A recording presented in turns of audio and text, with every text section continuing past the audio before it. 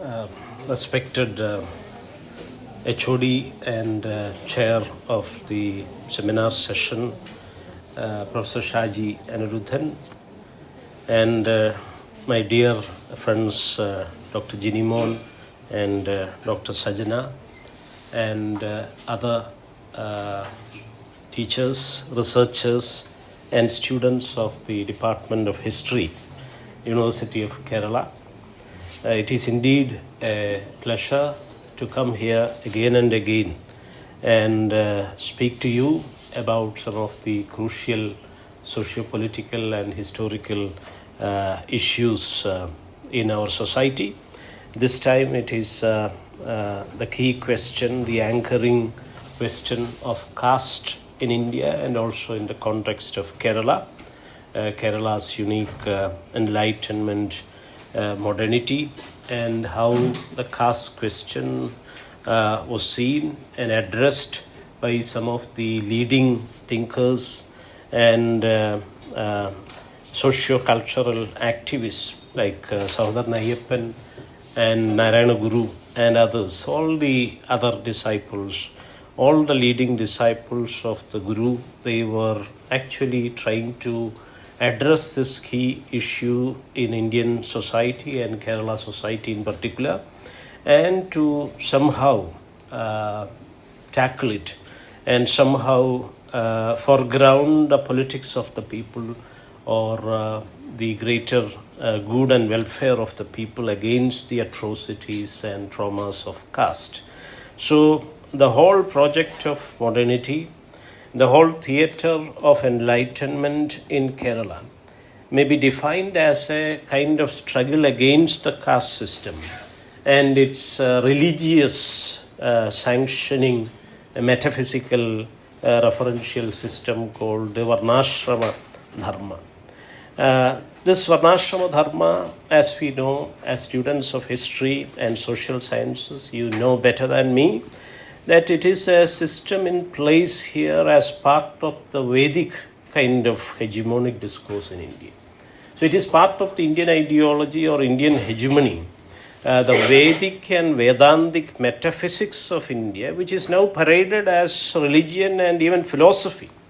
In terms of humanities vocabulary, it is termed as philosophy by many scholars and professors and teachers and writers. But Mr. Jay Raghu himself is here, who has written extensively and critically and published on the issues of Hindu colonialism and Hindutva fascism and other things. He will be in a better position to critically explore and expose on the hegemonic aspect of this Indian metaphysics, which is paraded by the nationalist forces, the Hindu nationalists in particular, as so-called philosophy. You need to question that. So we will have more critical deliberations and analytical kind of endeavors very soon, I hope.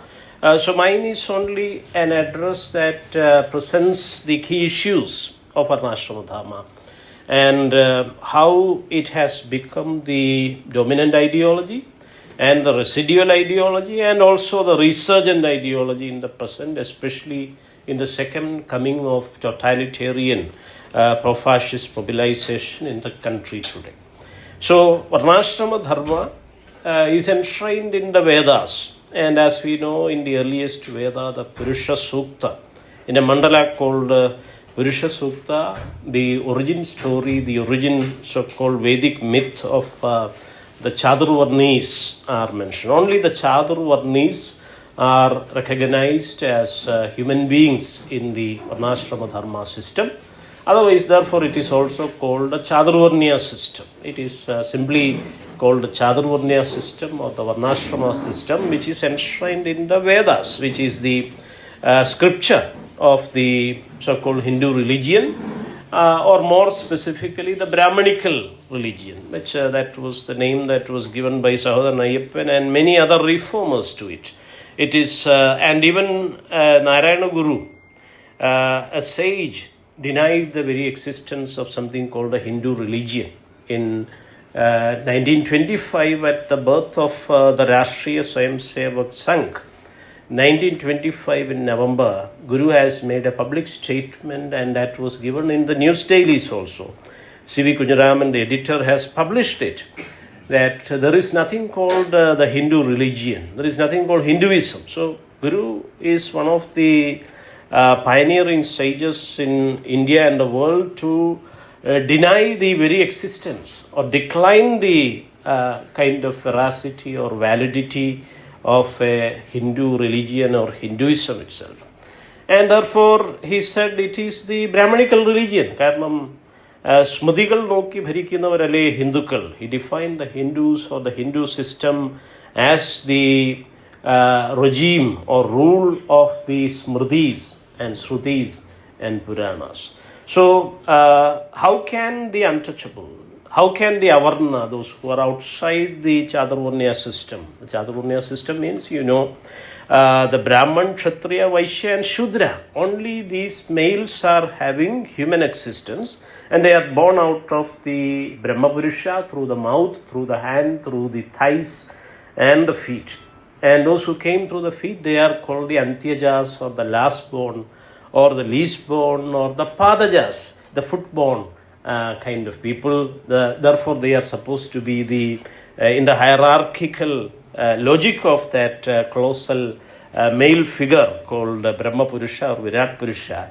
The Padaja are seen as the last born, and they are supposed to be the lifelong slaves of the other Varnas, the Traivarnikas, the top twice born, as Gopal Guru calls them. The top twice born, the Traivarnikas, they are having the full human status, and they are only having the Upanayana and the formal education and initiation into the learning of letters and the alphabet and chanting of Veda and so on and so forth. So only the Traivarnikas are human beings, and the last and fourth Varna, it is Ambedkar who addressed this issue by writing a book in the 1940s called Who Are the Shudras, or Who Were the Shudras, and how they became the fourth Varna in the Indo-Aryan society. That was the key question that was formulated by Ambedkar.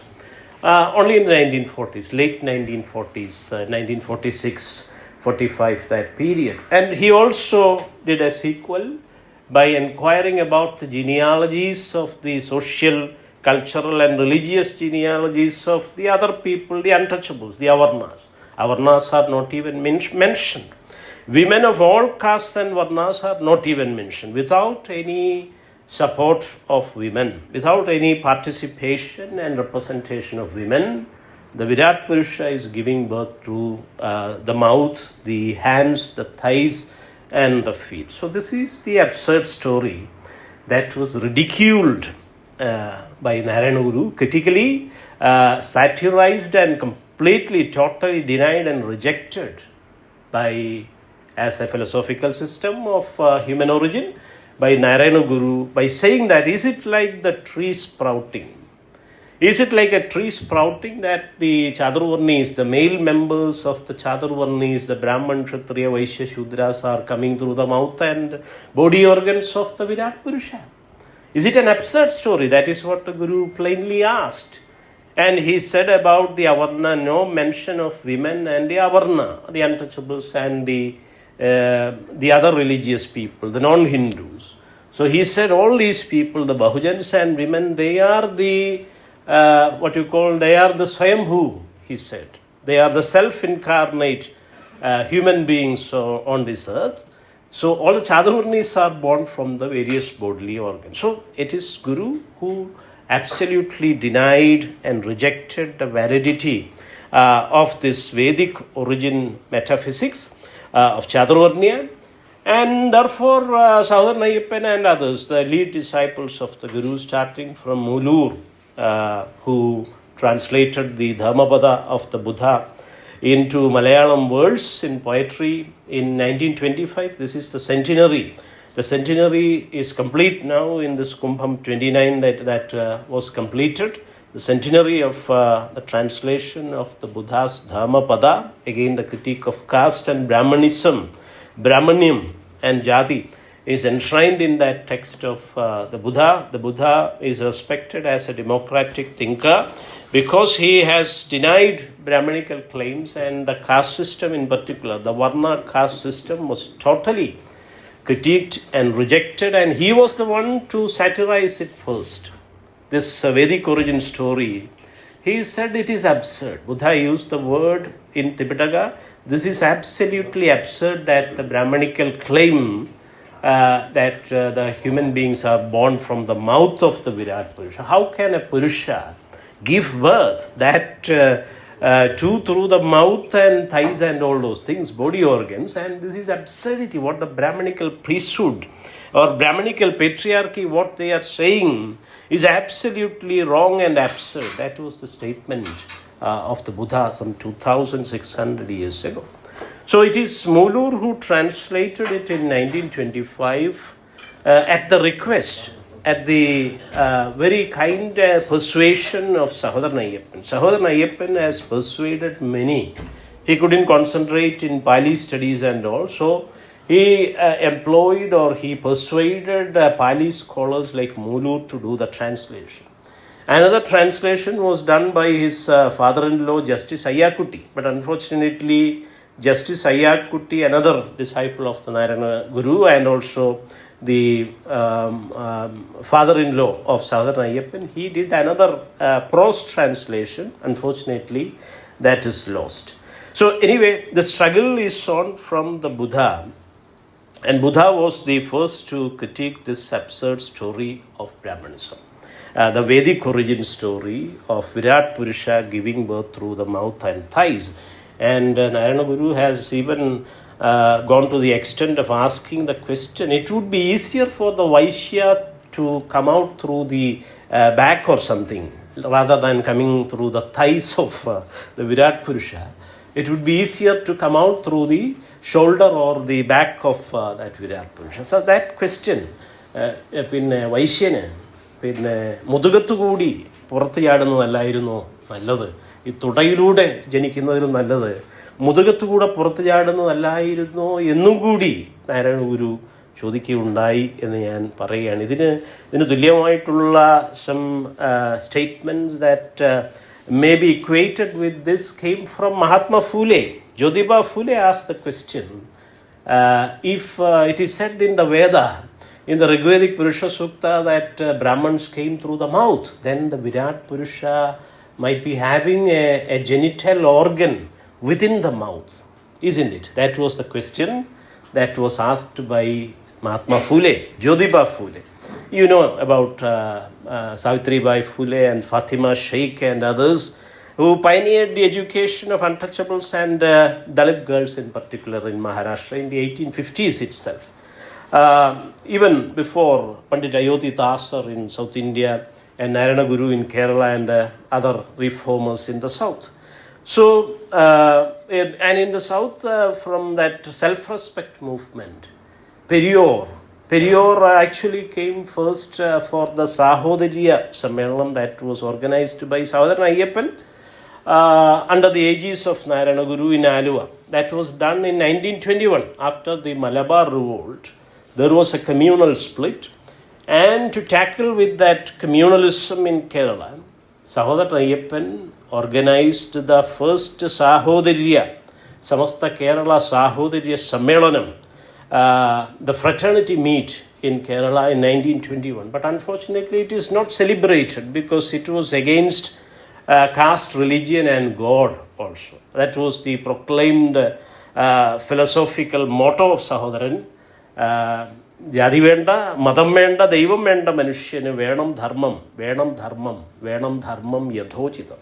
So you need not go after caste or religion or God, but you need ethics most accordingly and most appropriately. That was the statement in the poem called Dhamma by Dhamma Ganam.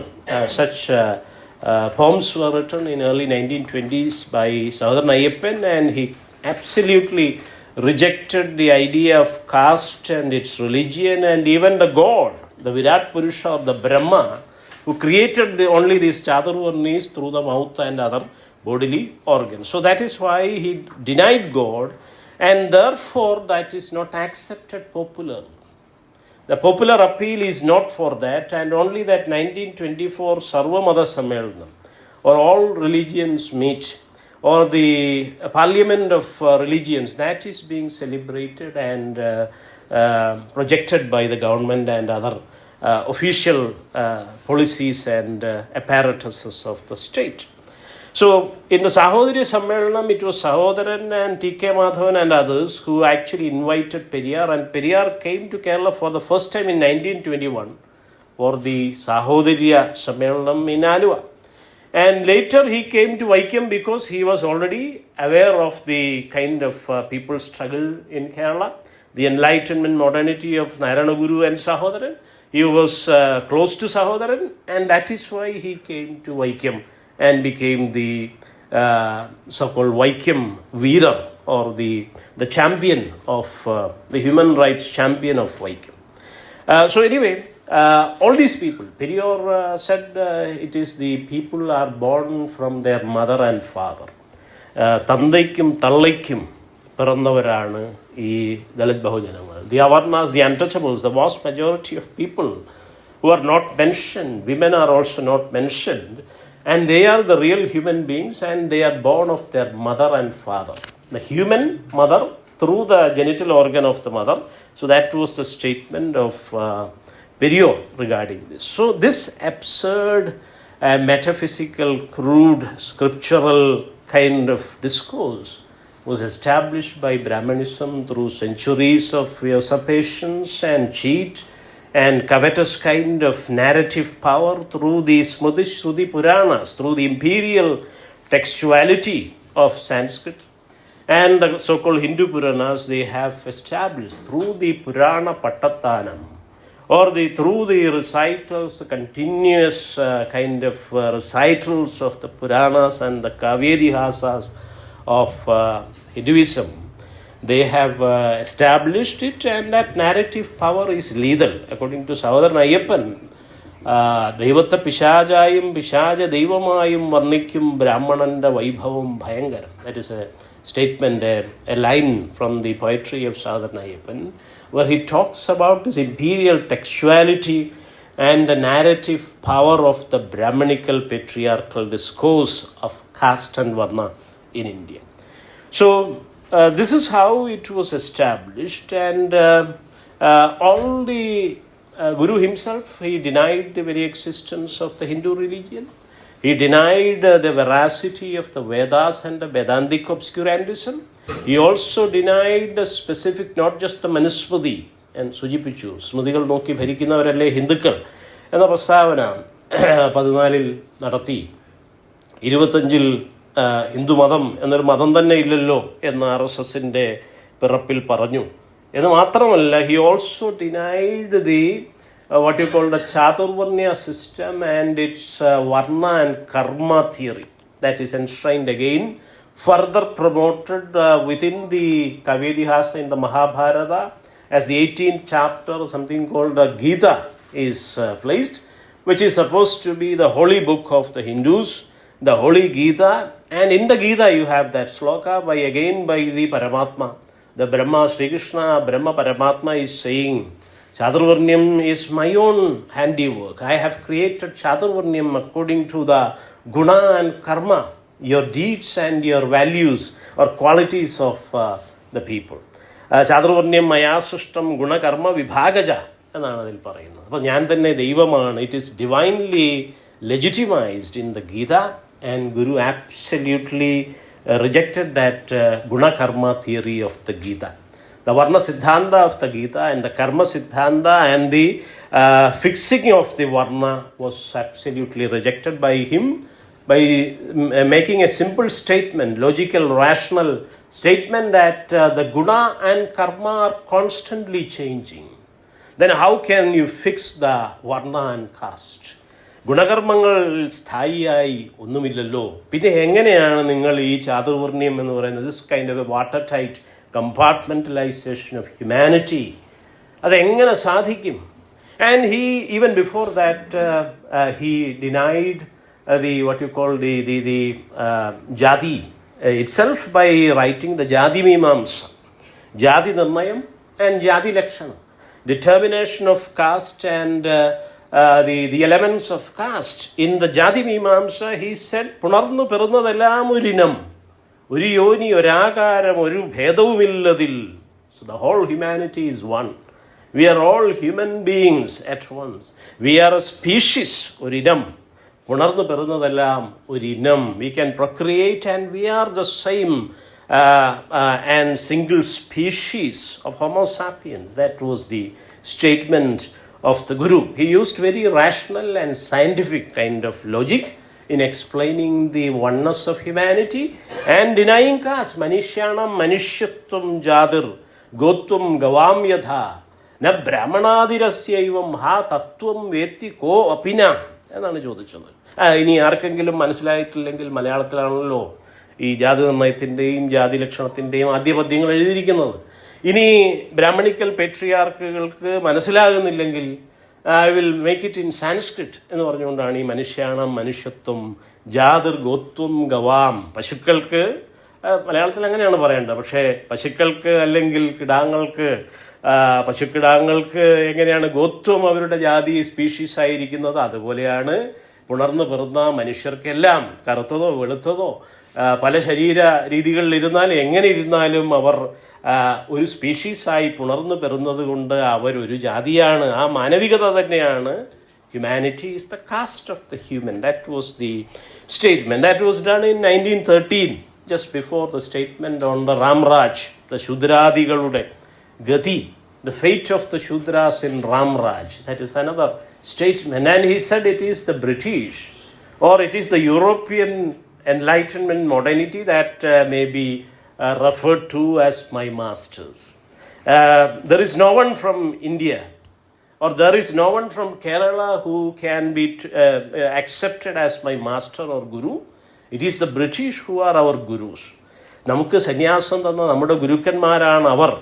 അവർ ജയിക്കാൻ വേണ്ടി നാം ഒന്നാം ലോക മഹായുദ്ധത്തിൻ്റെ കാലത്തായിരുന്നു. അപ്പോൾ അതുകൊണ്ട് അവർ ജയിക്കാൻ വേണ്ടി we must struggle hard and even pray for the victory of the British because they are our masters. They have made possible my education and my sagehood and my humanity. If it was in the Ramraj, I would have been beheaded by the Lord himself, as that is what Ram did to that Shambhuga by asking his caste and varna.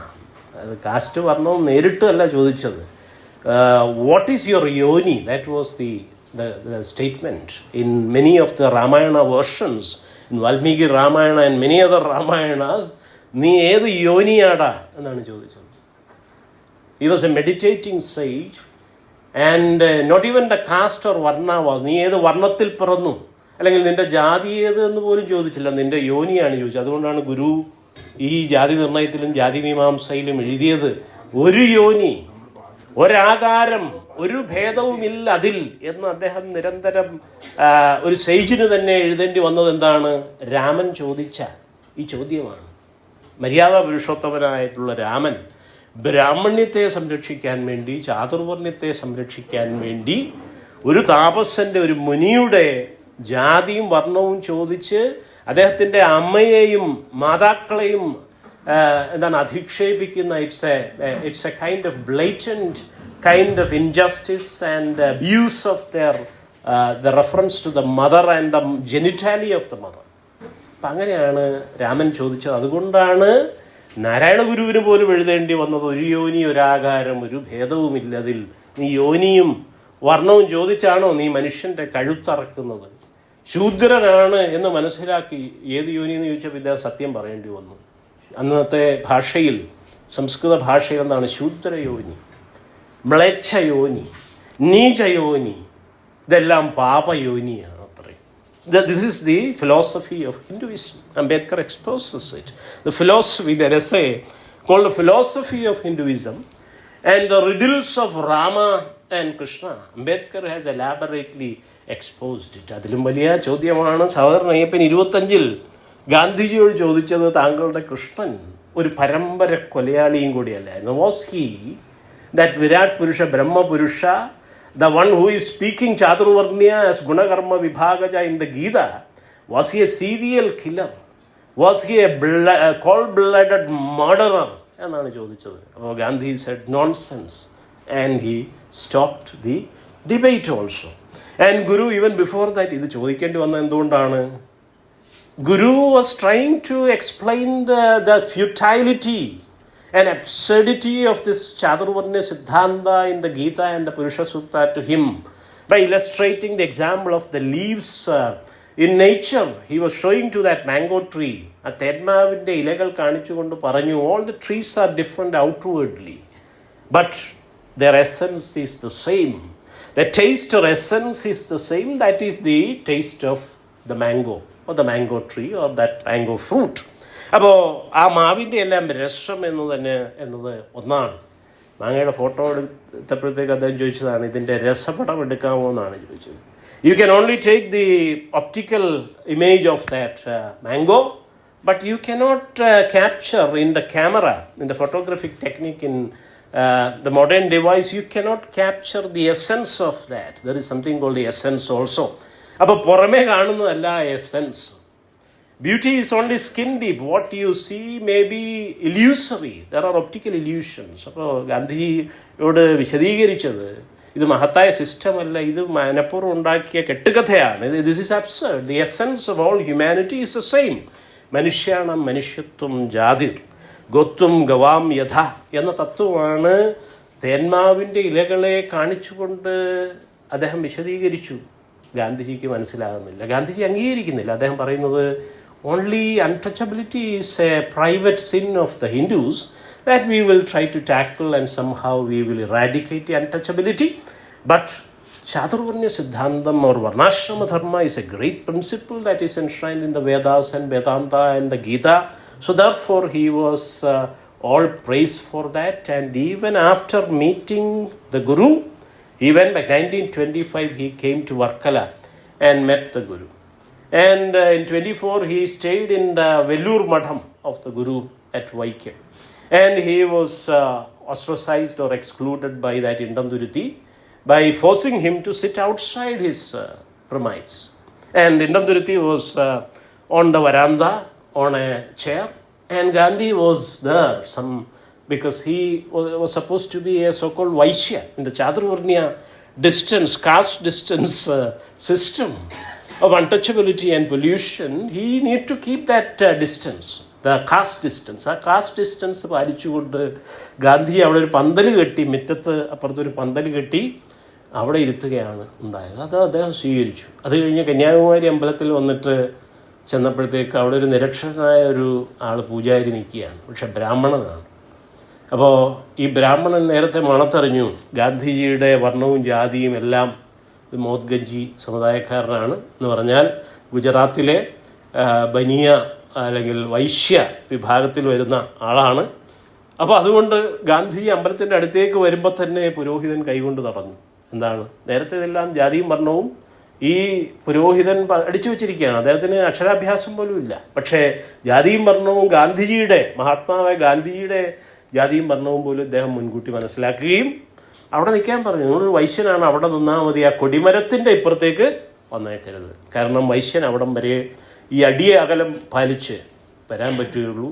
And Gandhiji acknowledged it. അപ്പോൾ തന്നെ അദ്ദേഹം ആ തൻ്റെ വൈശ്യത്വം ചാതുർവർണ്ണയത്തിലെ ആ മൂന്നാമത്തെ നില, ബ്രാഹ്മണനും ക്ഷത്രിയനും ശേഷമുള്ള ത്രൈവർണികനായ മൂന്നാം നില സ്വീകരിച്ചുകൊണ്ട് അവിടെ നിന്ന് തൊഴുകയും എറിഞ്ഞു കൊടുത്ത പ്രസാദം വാങ്ങിച്ച് തിരിച്ച് നടന്നു പോവുകയും ചെയ്തു. അപ്പോൾ Gandhiji who has actually attacked the foundations of the British Empire, the Commonwealth, he was all submissive for the internal empire of caste and varna. ജാതി വർണ്ണവ്യവസ്ഥയുടെ ഇമ്പീരിയലിസത്തിന് മുമ്പിൽ അദ്ദേഹം അടിയറവ് വെച്ച് കീഴ്വഴങ്ങി. അദ്ദേഹത്തെ വട്ടമേശ സമ്മേളനത്തിൽ കൊണ്ട് ലണ്ടനിൽ കൊണ്ട് ഇരുത്തുന്ന വലിയ വലിയ സിംഹാസനം പോലുള്ള ചെയറുകളിലാണ്.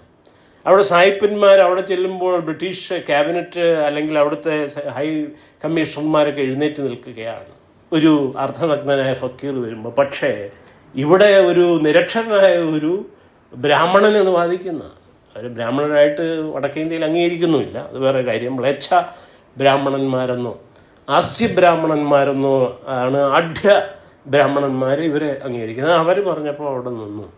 അപ്പോൾ അതുകൊണ്ട് സഹോദരൻ അയ്യപ്പൻ ഒരു കവിത എഴുതി, that is called the Gandhi message. You can read it all in my work on Sahodaran Ayyappan towards a democratic future from other books, Calicut. It is all available. Most of the political poetry and commentaries and prose writing, selected prose writing is available in my book. And also you I think Maitri has again published that K.S. Subramaniam's biography of Sadharana Ayappan, where also you can read it all. Advocate K.S. Subramaniam was the junior advocate of Sadharana Ayappan of Kochi. So anyway, fortunately, after so many decades that Maitri books, they have published that K.S. Subramaniam's biography of Sadharana Ayappan as well. You can read it all. So Gandhiji, he accepted it, and even after going back in 1925, in 1932, 33 period, he wrote and published something called Varnashrama Dharma. And he printed it and sold it from that Navjeevan press in Gujarat. Varnashrama Dharma, glorifying that. And again, Sadharana Ayappan had written many editorials and many daily articles in his in newspaper. And all the, even other liberal kind of advocates, those who are with nationalism and the Congress and others, even they have tried to criticize it. We know about Ambedkar himself writing what Gandhi and the Congress have done to the untouchables, another book that was done in early 1950s. And then he actually tried to compose his major work called The Buddha and His Dharma. That remains incomplete even in his demise in 1956. But fortunately, before his demise, he initiated that great discourse of conversion, religious conversion in India. And along with 5-6 lakh followers, he embraced a new form of modern Buddhism that was redefined by him, which is called Navayana or the Bhimayana. Many scholars from outside, Dorothy, Figueira and others, they have written books on it. The Bhimayana, what is the Ambedkarite Buddhism and its new kind of possibility in India and all. So that debate is the third part of the discourse in India on conversion, religion and conversion, especially to Buddhism. The first Buddhist discourse was initiated by Pandit Ayodhi Dasar in Tamilagam in 19th century. And he embraced Buddhism. He was a Dalit leader, and he went to Sri Lanka and took Diksha from a Theravada monk there, and he came back, and actually the force behind him was a Theravada monk called Anagariga Dhammapala of Ceylon. And Nagariga Dhammapala is also instrumental in liberating the Mahabodhi shrine that Ashoka built at the seat, the diamond seat of the Buddha, where he got enlightenment in BC 6th century. Ashoka actually came to that place and he recognized that Bodhi tree that was growing, and he created a diamond seat, which you can even today, which is preserved. Many Brahmanical kings, they tried to destroy it, the Bodhi tree, but somehow in modern age it was Alexander Cunningham who recreated that and who has actually conserved that site as an Ashokan site. And that is the first movement, Anagariga Dhammapala and Pandit Ayodhi Dasar Avargal in Tamilagam. And the second movement was spearheaded by Narayana Guru and his disciples in Kerala. And Narayana Guru, he visited Sri Lanka twice in his life. And in 1918, when he went there, he had a debate on religion. And they asked, "What is your religion?" And he said, "Mine or ours." He says, "Nammudedum." No, ours is also Buddhism. That was the statement of the Guru in 1918. Even before 1925, at the birth of the RSS, in 1918, he went there on a British steamer, and that is imagined as the God, the plane of God is nothing but British steamer. That is elaborated in his verse in Devadashakam. Guru imagines the sphere of God or the divine as a steamer, a British steamer that is crossing the Park Strait or the Mannar Strait between Sri Lanka and India. Because he himself has taken that sea route, and he crossed the ocean on that steamer twice, 1918 and 1926, just 2 years before his Mahaparinibbana. He went there and he was reluctant to come back. He said, "I am not coming to that Malayalam again. നാം ഇനി മലയാളത്തിലേക്കില്ല എന്നായിരുന്നു പ്രസ്താവന. അപ്പോൾ ശിഷ്യന്മാരെല്ലാം കൂടി ആകെ പരിഭ്രാന്തരായി അദ്ദേഹത്തെ കയ്യും കാലും പിടിച്ച് ഒരു വിധത്തിൽ പെർസ്വേഡ് ചെയ്ത് എടുത്തു കൊണ്ടുവന്നു. വയ്യാത്ത മനുഷ്യനും കൂടി ആയിരുന്നല്ലോ, അപ്പോൾ അതുകൊണ്ട് എടുത്തു കൊണ്ടുവന്നു എന്ന് പറയുന്നതായിരിക്കും ശരി. അപ്പോൾ ഏതായാലും ഗുരു തന്നെയാണ് ആധുനികമായിട്ടുള്ളൊരു ബുദ്ധവാദത്തിന് കേരളത്തിൽ തുടക്കമിട്ടത്. 1918 he went there first and he declared that ours is also Buddhism. And do you have any doubt? എന്തെങ്കിലും സംശയമുണ്ടോ? I will give you the testament. And he cited the Amarakosha by Amarasimha, another Sinhalese Buddhist bhikkhu that was composed in early Common Era, somewhere around the 5th century CE. Amarakosha was cited, and the 18 synonyms of the Buddha, that is enshrined in the Amarakosha by Amarasimha, the Buddhist Sinhalese monk, that was cited by Narayana Guru in Kerala, from Kerala in Ceylon, to prove that he is also a Buddhist, or he believes in the theory of Buddhism, the Anityavada or Anatmavada or Advayavada, otherwise called the Anityavada of the Buddha, is also called the Advayavada because it believes in Abheda Chinta, in Advaya Chinta, in the unity and fraternity and Maitri of the whole cosmos. It is cosmic love and cosmic unconditional support and love and integral fraternity with all other beings as one, undivided kind of a fraternity there.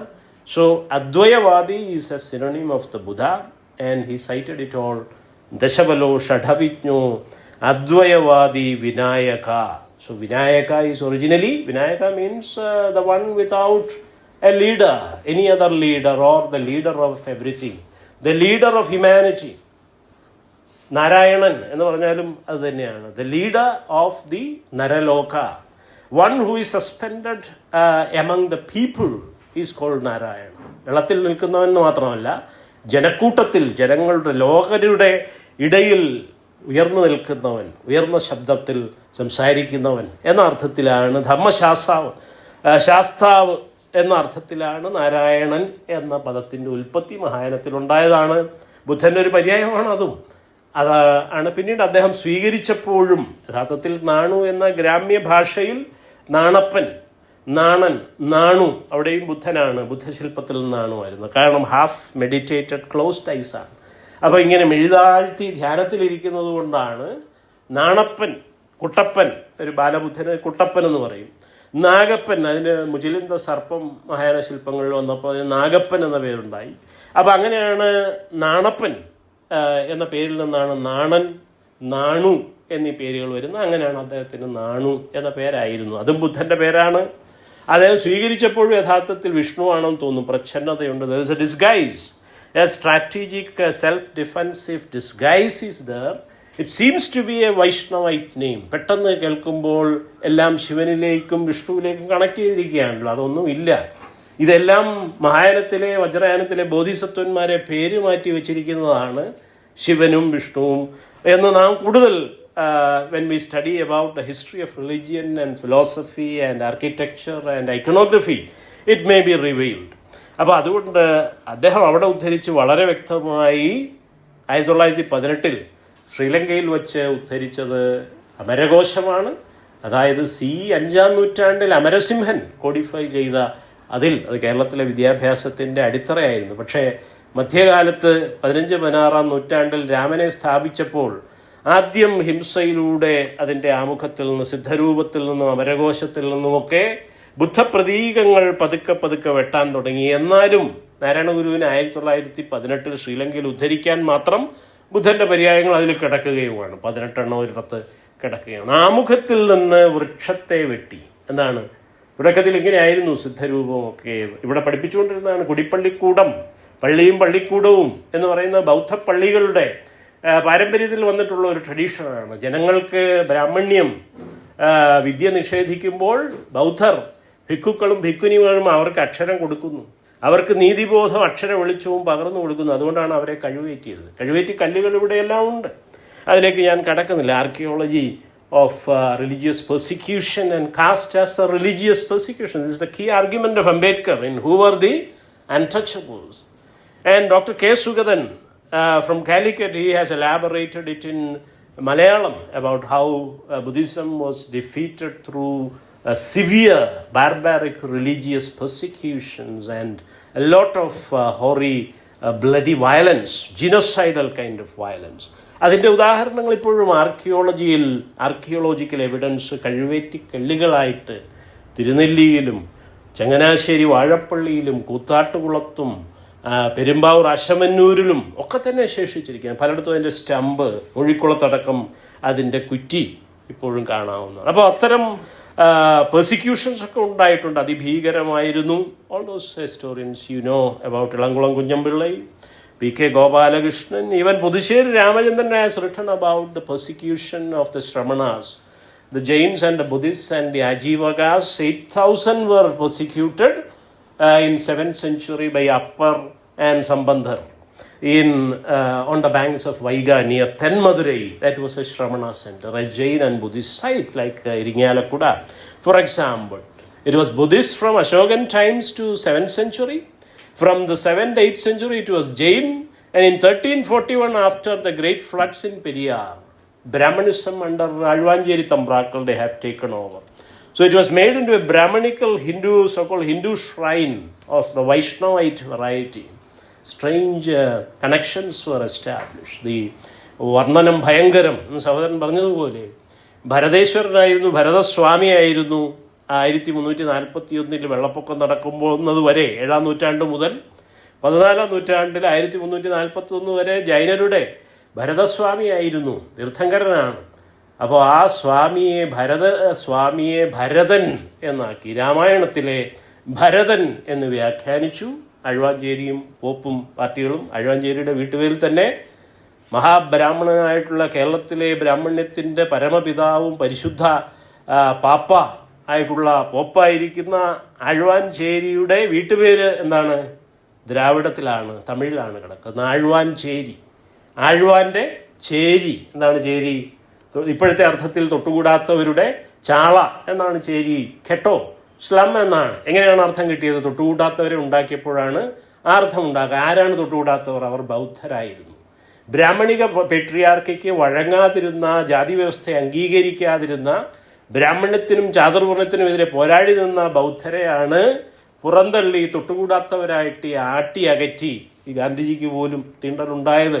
സഹോദരൻ ഗാന്ധി മെസ്സേജിൽ എഴുതിയത് ഞാൻ പറഞ്ഞു. എന്താണ് എഴുതിയതെന്ന് ഞാൻ പറയാൻ വിട്ടുപോയി. എന്താണ് എഴുതിയത്? നായിലും നാണം കെട്ട് ചവിട്ടുന്ന ബ്രാഹ്മണ പാദം നക്കുന്ന ആഹന്ത ദയനീയം. What A പിറ്റി. ഈ അങ്കല സിംഹത്തിനെ കടിച്ചു കുടഞ്ഞ മഹാത്മാവായ ഗാന്ധിജി പോലും സ്വന്തം വൈശ്യത്വം അംഗീകരിച്ചുകൊണ്ട് ബ്രാഹ്മണ്യത്തിൻ്റെ ദാസനായി ഈ റിലീജിയസ് മെറ്റാഫിസിക്സിൻ്റെ ഈ വൈദിക വേദാന്ത മെഗാലിത്തിക് സ്ട്രക്ചറിൻ്റെ മുമ്പിൽ ഇങ്ങനെ കുമ്പിട്ട് നിൽക്കുന്നല്ലോ. എന്തൊരു ലജ്ജാകരം എന്നാണ് സഹോദരൻ അയ്യപ്പൻ അന്ന് എഴുതിയത്.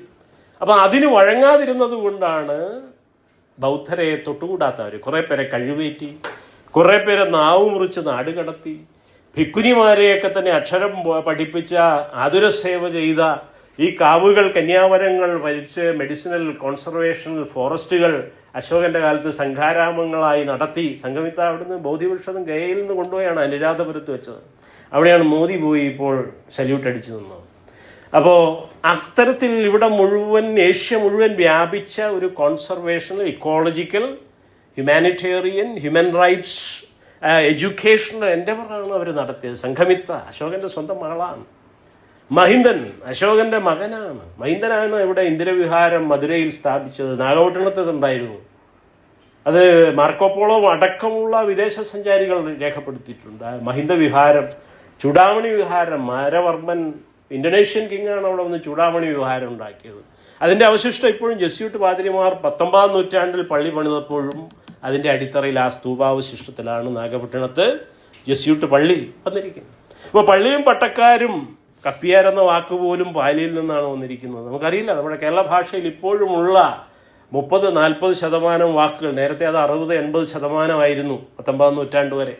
അതിനുശേഷം നടന്ന ഈ സംസ്കൃതീകരണ, ഹൈന്ദവീകരണ, സവർണ വിദ്യാഭ്യാസ പെഡഗോജിയുടെ പദ്ധതിയിൽ കൂടെ മാറ്റിമറിച്ചിട്ട് പോലും ഇപ്പോഴും 30-40% വാക്കുകൾ പ്രാകൃതത്തിൽ നിന്നും പാലിയിൽ നിന്നും ആണ് കേരള ഭാഷയിൽ കിടക്കുന്ന ഏറ്റവും അടുത്ത വാക്കുകൾ. അപ്പൻ, അമ്മ, അച്ഛൻ, അളിയൻ അടക്കമുള്ള വാക്കുകളൊക്കെ തന്നെ പാലിയാണ്. കപ്പിയാരെന്ന വാക്ക് പോലും പാലി ഭാഷയിൽ നിന്നാണ്. കഥിനാവെടി ഇവിടെ പൊട്ടിക്കുകയാണ്. വഴിപാട്, വഴിപാടാണല്ലോ ഇവിടെ നടക്കുന്നത്. പൊങ്കാല ഇടുകയാണല്ലോ. പൊങ്കാല എന്ന് പറഞ്ഞാൽ എന്താണ്? അത് പൊങ്കലാണ്. തമിഴിൽ പറഞ്ഞാൽ പൊങ്കൽ, പൊങ്കലം, മംഗലം, ഇതൊക്കെ തന്നെ ബൗദ്ധമായിട്ടുള്ള രീതികളുടെ അല്ലെങ്കിൽ റിച്വൽസിൻ്റെ ഒക്കെ അവശിഷ്ടങ്ങളാണ്. ഇപ്പം ഞാൻ സൂചിപ്പിച്ചത് ഇത്രയും ഉള്ളൂ. അപ്പോൾ വഴങ്ങാതിരുന്നത് കൊണ്ട്, ബ്രാഹ്മണ്യ ആൺകോയ്മയ്ക്ക് വഴങ്ങാതിരുന്നത് കൊണ്ടാണ് പ്രബുദ്ധരായ അശോകൻ ജനതയെ, അശോക മക്കളെ, ഖേരപുത്തു എന്നാണ് അശോകൻ വിളിക്കുന്നത്. കേരളത്തെക്കുറിച്ച് തന്നെയുള്ള ആദ്യത്തെ ചരിത്ര പുരാവസ്തു ലിഖിതം, പരാമർശം മഹാനായ മൗര്യ ചക്രവർത്തി അശോകൻ്റേതാണ്. അദ്ദേഹത്തിൻ്റെ ഗിർനാർ ഗുഹയിലും അതുപോലെ 2ാമത്തെയും 13ാമത്തെയും മേജർ എഡിക്റ്റുകളിലാണ്. നമുക്കറിയാം, 100 കണക്കിന് എഡിക്റ്റുകളാണ് ഇന്ത്യൻ സബ് കോണ്ടിനെൻ്റ് മുഴുവൻ നിറഞ്ഞു കിടക്കുകയാണ്. ചിലത് ടിബറ്റിലായിരിക്കും, ചിലത് കാണ്ടഹാറിലായിരിക്കാം, ഇപ്പോഴത്തെ പാകിസ്ഥാൻ, അഫ്ഗാനിസ്ഥാൻ റീജിയനിലാണ്. ഇറാൻ മുതൽ ബർമ, തായ്ലാൻഡ് വരെ അതായിരുന്നു അദ്ദേഹത്തിൻ്റെ ഒരു സാമ്രാജ്യം. അതുപോലെ ലഡാക്ക് ഭാഗങ്ങൾ മുതൽ ഏതാണ്ട് തെന്മധുരയ്ക്ക് അടുത്ത് വരെ വരുന്ന തമിഴകം വരെ വ്യാപിച്ചിരിക്കുന്ന ഏരകുടി, അതുപോലെ കനകനഹള്ളി എന്ന് പറയുന്ന ഇപ്പോൾ കർണാടക സ്റ്റേറ്റിലുള്ള കനകപ്പള്ളി അല്ലെങ്കിൽ കനകനഹള്ളി, ഹള്ളി ബോളി എന്നൊക്കെയാണ് പള്ളിക്ക് കന്നഡ ഭാഷയിൽ പറയുന്നത്. ഹൊലയ എന്നാണ് അവർ, പുലയ എന്ന് നാം പറയുന്ന ജനത്തെ അവിടെ വിളിക്കുന്നത് ഹൊലയ എന്നാണ്. പായും ഹായും അങ്ങോട്ടും ഇങ്ങോട്ടും മാറിപ്പോവും. അതുപോലെ ചേരി എന്ന് ഞാൻ പറഞ്ഞ വാക്ക് തമിഴിലെ, ഇപ്പോഴത്തെ മലയാളത്തിലെ ചേരി എന്ന വാക്ക് അവിടെ കേരി എന്ന് പറയും. ഊരി കേരി, സിദ്ധലിംഗയ്യ തന്നെ എഴുതിയിട്ടുള്ള ദലിത് അനുഭവത്തെക്കുറിച്ചുള്ള, ഈ പുറന്തള്ളലിനെ കുറിച്ചുള്ള അംബേദ്കറുടെ ബ്രോക്കൺ പീപ്പിൾ എന്ന് പറയുന്ന, ദളിറ്റ്സ് എന്ന് പറയുന്ന ആ broken people who are the Untouchables, അതിൽ വിശദീകരിക്കുന്ന ആ സംജ്ഞയാണ്, ആ പ്രക്രിയയാണ് ഊരും ചേരിയും. ഊരിനെ സവർണവൽക്കരിച്ചെടുക്കുകയും ചേരി എന്ന് പറയുന്നത് ഏറ്റവും മോശം. ഒറിജിനലി അതിൻ്റെ അർത്ഥം ഇപ്പോഴും ഓക്സ്ഫോർഡ് ഇംഗ്ലീഷ് ഡിക്ഷണറിയിലുണ്ട്. ലാമാശ്ശേരി എന്നൊരു വാക്കുണ്ട്. എന്താണ്? The monastery and the abode of the lamas. The Tibetan മങ്സിനെയാണ് ലാമാസ് എന്ന് പറയുന്നത്. ഒരു വജ്രയാനികളാണ്, ഒരു സ്ട്രേഞ്ച്, ഓൾമോസ്റ്റ് ബ്രാഹ്മണിക്കലായി തീർന്നിരിക്കുന്ന ഒരു, പക്ഷെ അവരെപ്പോലും RSS സ്വന്തം ഭാഗമാക്കി ഇപ്പോൾ പേട്രണൈസ് ചെയ്തെടുത്തുകൊണ്ടിരിക്കുകയാണ്. അപ്പോൾ ആ ലാമാശ്ശേരി എന്ന് പറഞ്ഞാൽ the monastery of the lama. OED നിങ്ങൾക്ക് പരിശോധിക്കാം, ഓക്സ്ഫോർഡ് ഇംഗ്ലീഷ് ഡിക്ഷണറിയിൽ അടക്കം. ഒരു ടിബറ്റിലുള്ള ഒരു സ്ഥലപ്പേരാണ് ലാമ ഊര്. തമിഴത്തിൽ അല്ലെങ്കിൽ തെക്കൻ ദഖിനി പാലിയിലും തമിഴകത്തും അംബേദ്കറുടെ മറ്റൊരു നിരീക്ഷണമാണ് Tamila or Tamil is the Prakrit of South India എന്നാണ് അംബേദ്കർ ഹു ദി അൺടച്ചബിൾസിൻ്റെ ആമുഖത്തിൽ വിശദീകരിക്കാൻ ശ്രമിക്കുന്നത്.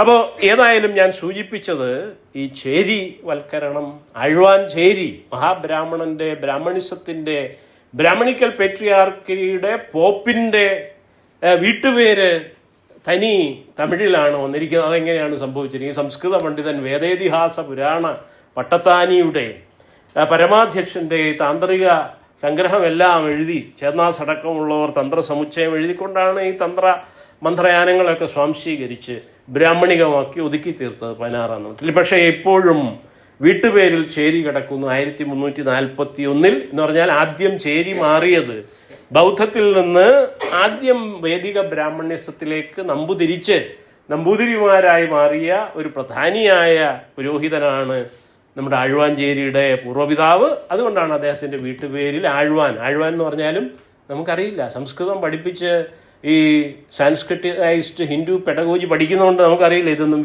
നമ്മുടെ സ്ഥലനാമങ്ങൾക്ക് അർത്ഥമില്ല, കേരളം പോലും വിശദീകരിക്കാൻ കഴിയില്ല. പിന്നെയാണോ ആഴ്വാഞ്ചേരി? ആഴ്വാൻ എന്ന് പറഞ്ഞാൽ ആഴ്വാൻ്റെ ചേരി എന്ന് പറഞ്ഞാൽ മൊണാസ്ട്രി ആയിരുന്നു, ബൗദ്ധ മൊണാസ്ട്രി. പിന്നീട് ബൗദ്ധരെ തൊട്ടുകൂടാത്തവരാക്കിയപ്പോൾ തൊട്ടുകൂടാത്തവരുടെ ചാള എന്നർത്ഥം വന്നു.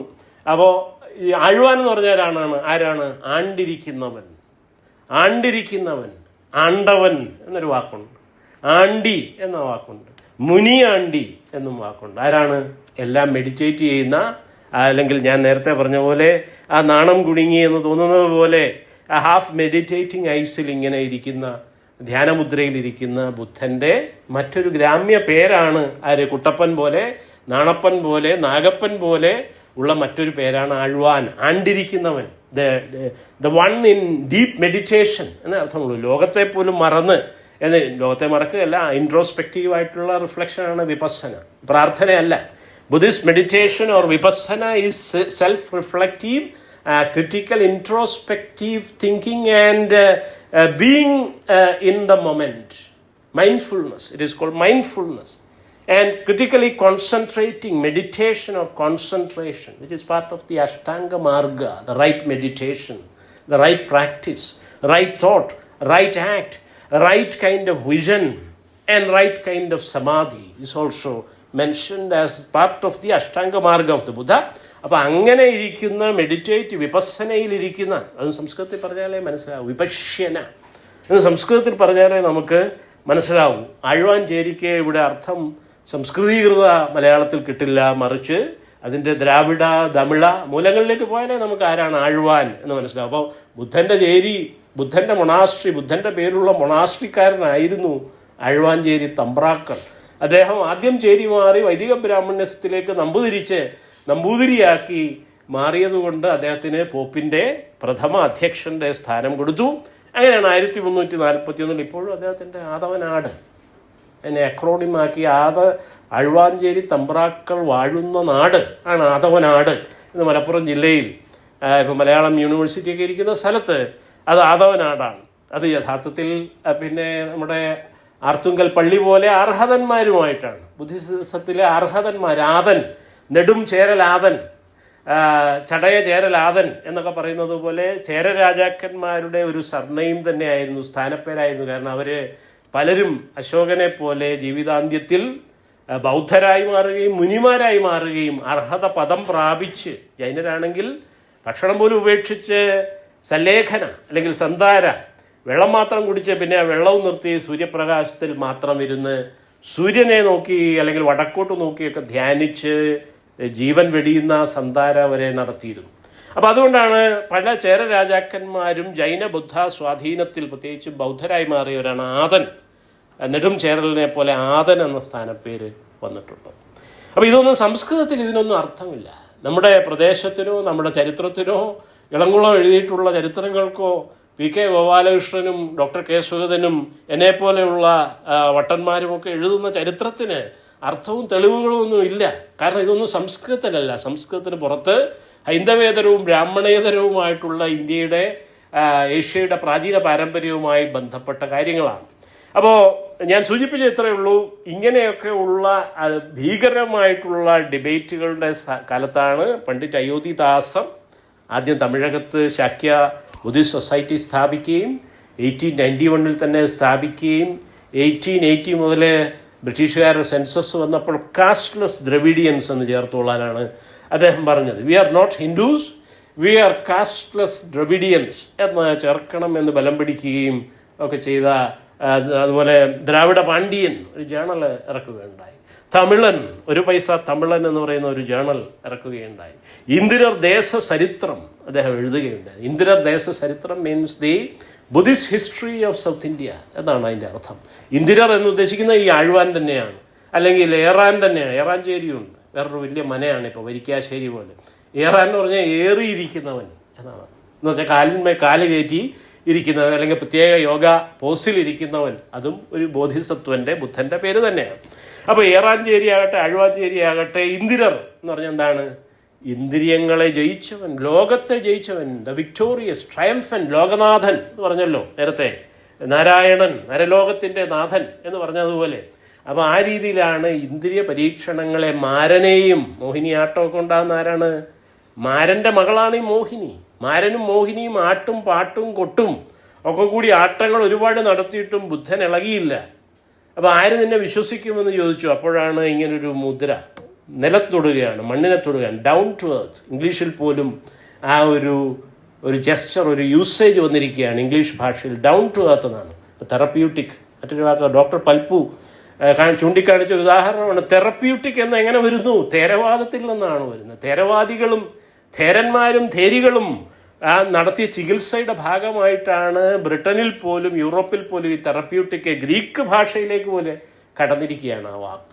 അപ്പം ഗ്രീക്കോ റോമൻ ബന്ധങ്ങൾ ഒരുപാട് ബുദ്ധിസത്തിനുണ്ടായിരുന്നു, നമുക്കറിയാം. പിന്നെ മിയാൻഡറും മെനാൻഡറും ഒക്കെ തന്നെ അവരുടെ മറ്റേ മിലിന്ദ പന്യ എന്ന് പറഞ്ഞ ത്രിപിടകത്തിലെ ഒരു അധ്യായം, ഒരു വർഗം തന്നെയാണ് മിലിന്ദ പന്യ എന്ന് പറഞ്ഞാൽ എന്താണ്? മെനാൻഡർ എന്ന് പറഞ്ഞാൽ ഗ്രീക്ക് തത്വചിന്തകനായ ഒരു രാജാവുമായി നാഗസേനൻ എന്ന ഒരു ബുദ്ധഭിക്കു നടത്തിയ വലിയ ദീർഘമായ തത്വചിന്താ സംവാദമാണ് മിലിന്ദ പന്യ.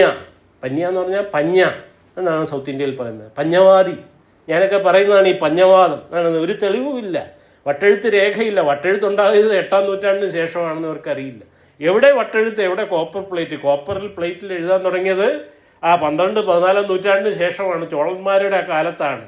ഈ രാജരാജനും എൻ്റെയൊക്കെ സിനിമയിൽ കണ്ടു കാണുമല്ലോ. അപ്പോൾ അവരൊക്കെ കയറിയപ്പോഴാണ് അവൻ ഇന്തോനേഷ്യ വരെ പോയി അടിച്ച് ശൈവനായിട്ടുള്ള രാജരാജൻ ചോളനുണ്ടായിരുന്നു. അദ്ദേഹം പെരിയ കോവിൽ ഉണ്ടാക്കിയപ്പോൾ അതിൽ ബുദ്ധൻ്റെ പാനലുകളുണ്ട് തഞ്ചാവൂര് ബിഗ് ടെമ്പിളിൽ, പെരിയ കോവിലിൽ. പക്ഷെ മകൻ ആ രാജേന്ദ്രൻ വന്നപ്പോഴത്തേക്ക് അവൻ ഫ്യൂറിയസ് ബിഗോട്ടായിരുന്നു. ഈ വാസ് എ ശൈവൈറ്റ് ബിഗോട്ട്. അവൻ സൗത്ത് ഇന്ത്യ മാത്രമല്ല സിലോണും ഇന്തോനേഷ്യ വരെ കയറി അടിച്ച് ഇവിടെയുള്ള ബുദ്ധിസ്റ്റ് കിങ്ഡങ്ങളെല്ലാം കീഴടക്കി പലതും ശൈവമാക്കി. ശ്രീലങ്ക അടക്കം പലതും, ഇന്തോനേഷ്യ അടക്കം പലതും വീണ്ടും അവൻ്റെ കാലശേഷം 10-50 വർഷത്തിന് ശേഷം തിരിച്ചും ബൗദ്ധമായി വന്നു. അപ്പോൾ ഇങ്ങനെയൊക്കെയുള്ള ഫ്യൂറിയസ് ബിഗോട്ടുകളുടെ ഭീകരമായ നരമേധങ്ങളെ തുടർന്നാണ് ഇതൊക്കെ അസ്തമിച്ചു പോയത് എന്ന കാര്യം. അപ്പോൾ ഇന്ദിരർ എന്ന് പറയുന്നത് ഈ രാജേന്ദ്രനെ പോലെയുള്ള ഭീകരവാദികളല്ല, ശൈവ ബിഗോട്ട്സ് അല്ല, അപ്പനും സമ്പന്നനും പോലെയുള്ള ഭീകര ജീനോസൈഡൽ ക്രിമിനലുകളല്ല, മറിച്ച് വളരെയധികം അർഹത പദത്തിലേക്ക് നോക്കുന്ന ഒരു പാരമ്പര്യം ഇവിടെ ഉണ്ടായിരുന്നു. ആ പാരമ്പര്യത്തിലാണ് ഇന്ദിരൻ എന്ന് പറഞ്ഞാൽ ദ ട്രയംഫ് ആൻഡ് വിക്ടോറിയസ് എന്ന് പറയുന്നത്, one who has survived the testament of the body and census. ഇന്ദ്രിയങ്ങളെ തന്നെ അതിജീവിച്ചവൻ, ജയിച്ചവൻ. അതാണ് ഇന്ദ്രിയ നിഗ്രഹം ശീലമാക്കിയവൻ, ശമം ശീലമാക്കിയവൻ എന്ന അർത്ഥത്തിലാണ് യഥാർത്ഥത്തിൽ ഇന്ദിരർ എന്ന വാക്ക് തമിഴകത്തുള്ളത്. അത് പിന്നെ എല്ലാ ഇന്ദ്രനിലേക്ക് കണക്ട് ചെയ്തു. നമുക്കറിയാം, അതിനെക്കുറിച്ച് ഞാൻ വിശദീകരിക്കുന്നത് സമയപരിമിതി ഉള്ളതുകൊണ്ട് ഇപ്പോൾ തന്നെ ഞാൻ വരാൻ ട്രാഫിക് ബ്ലോക്ക് മൂലം വൈകിപ്പോയി. ഇപ്പം അടുത്ത ഒരു പ്രസൻറ്റേഷനുണ്ട്. ഞാൻ സൂചിപ്പിച്ച കാര്യങ്ങൾ ഒന്നുകൂടി ബ്രീഫ് ചെയ്തുകൊണ്ട് let me conclude that such many movements were there, and Ayodhidasar and the second movement against caste and its religion that was unleashed by Narayana Guru and his disciples, Mulur, C.V. Kunjiraman, Savadarana Ayyappan, Midavadi, Dr. Palpu and others, and all of them were intellectually and culturally Buddhist. അത് ആശാൻ പോലും 51-ാം വയസ്സിൽ പൂർത്തിയാകാതെ മരിച്ചുപോയ ആശാൻ തന്നെ അത് സമ്മതിച്ചിട്ടുണ്ട്. സിംഹന്റെ മതത്തിനൊന്നല്ലാതെ ശക്യമല്ലി ജാതി വേരറുക്കാൻ എന്നാണ് ആശാൻ തൻ്റെ അവസാന പ്രബുദ്ധമായ രചനകളിൽ. 50 വയസ്സിന് ശേഷം, 51-ാം വയസ്സ് പൂർത്തിയാകാതെ മരിച്ചു. 50 വയസ്സോടടുത്ത സമയത്ത് അദ്ദേഹം പക്വമായ ഘട്ടത്തിൽ എഴുതിയത് മുഴുവൻ ബൗദ്ധമാണ്. കരുണ, ചണ്ഡാല ഭിക്ഷുകി 1905 മുതൽ അദ്ദേഹം വാങ്ങിച്ചു വായിച്ച് 12 മുതൽ ട്രാൻസ്ലേറ്റ് ചെയ്യാൻ ശ്രമിച്ച Edwin ആർണോൾഡിൻ്റെ Sree Buddha Charitham the light of Asia. അപ്പോൾ അദ്ദേഹം പലയിടത്തും ഇത് പറയുന്നുണ്ട്. അപ്പോൾ ബുദ്ധോപദേശത്തിനല്ലാതെ മർത്യരെ മർത്യരാക്കുവാനായി ആകത്തില്ല എന്ന് അസന്നിഗ്ധമായി അദ്ദേഹം പറയുന്നുണ്ട്. 1917 ആശാൻ്റെ കാര്യമാണ് ഞാൻ പറഞ്ഞത് കേട്ടോ, സഹോദരൻ്റെ അല്ല. 17 സഹോദരൻ പന്തിഭോജനം നടത്തിയപ്പോൾ, ചെറായി പന്തിഭോജനം നടത്തി അടി കിട്ടി അവിടെ വന്നപ്പോൾ ക്രിസ്തുവിനെ പോലെ ക്ഷമിച്ചോളാൻ ഗുരു പറഞ്ഞു. അപ്പോൾ ആശാനൊക്കെ ചെയ്തെന്താണ്? വിവേകവേദത്തിൽ എഴുച്ചോറിയിൽ എഴുതി, ഈ ആദർശ കൊടുമുടിയിലേക്ക് കയറി ചാടി ആത്മഹത്യ ചെയ്യരുതെന്ന് ഞാൻ ഈ യുവാക്കളോട് അഭ്യർത്ഥിക്കുന്നു എന്നാണ് അദ്ദേഹം അന്ന് അതിനെ വിമർശിച്ചുകൊണ്ട് എഴുതി. പക്ഷേ 24 അദ്ദേഹത്തിൻ്റെ ജനുവരിയിൽ തന്നെ പരിനിർവാണം നടന്നു. അതിനു മുമ്പ് അദ്ദേഹം എഴുതിയിട്ടുണ്ട്, സാക്ഷാൽ നാരായണ ഗുരുവിനെ പോലെയുള്ള ഒരു ചിന്തകന്, ഒരു ദാർശനികന് ജന്മം കൊടുക്കുന്ന സമുദായത്തിന് മാത്രമേ സഹോദരൻ അയ്യപ്പനെ പോലെ ഒരു ധീരനായ യുവ കർമ്മധീരനെ ജന്മം കൊടുക്കാൻ കഴിയൂ എന്നും ആശാൻ അദ്ദേഹത്തെ അംഗീകരിച്ചുകൊണ്ട് എഴുതേണ്ടി വന്നു. 50-ാം വയസ്സിൽ തന്നെ എഴുതി. നിർഭാഗ്യവശാൽ 51 വയസ്സിൽ അദ്ദേഹം പൊലിഞ്ഞുപോയി. ഇല്ലെങ്കിൽ ബാക്കി മുഴുവൻ തികഞ്ഞ പ്രബുദ്ധമായ അശോകൻ രചനകളായിരിക്കും. ഈ 3 രചനകൾ നോക്കിയാൽ മുഴുവൻ അശോക ബുദ്ധബിംബങ്ങളാണ്. ബോധിവൃക്ഷം മുതൽ, കുടങ്ങൾ മുതൽ, കുംഭങ്ങൾ മുതൽ, സ്തൂപങ്ങൾ മുതൽ, ഗജോത്തമ ശില്പങ്ങൾ മുതൽ മുഴുവനും അതാണ് നമുക്ക് കാണാവുന്നതാണ്. ഞാൻ അതിനെക്കുറിച്ച് സാഹിത്യലോകത്തിൽ ഒരു വലിയ ഉപന്യാസം തന്നെ എഴുതിയിട്ടുണ്ട്, ആശാനും അശോകരും എന്ന് പറഞ്ഞിട്ട്, 2022. അപ്പോൾ നിങ്ങൾ എനിക്ക് കൂടുതൽ വിശദീകരിക്കാൻ ജാതിയെയും അതിൻ്റെ മതത്തെയും എങ്ങനെയാണ് നാരായണ ഗുരുവും ശിഷ്യഗണങ്ങളും കൂടി ചെറുത്തത് എന്നുള്ളതിൻ്റെ ചില സൂചനകൾ കൊടുക്കാൻ മാത്രമേ സമയത്തിൻ്റെ പരിമിതി പോലും സാധിച്ചിട്ടുള്ളൂ. So I think you will read, you can see my Buddhism and Kerala and Puthan Keralam, Kerala സംസ്കാരത്തിൻ്റെ ബൗദ്ധ അടിത്തറ, and also about Guru's polyphonic philosophy of compassion, ഗുരുവിൻ്റെ ആത്മസാഹോദര്യവും മതേതര ബഹുസ്വര ദർശനവും. There is a short book and also my work on Sahodharan Ayyappan English towards a democratic future. I suggest these books for your reading, and I thank the department and the teachers and Dr. Shaji Aniruddhan in particular, and my elder and friend Mr. J. Raghu here. And let me conclude here, and I hope you will have many things to say. I am eagerly waiting for your responses. Thank you.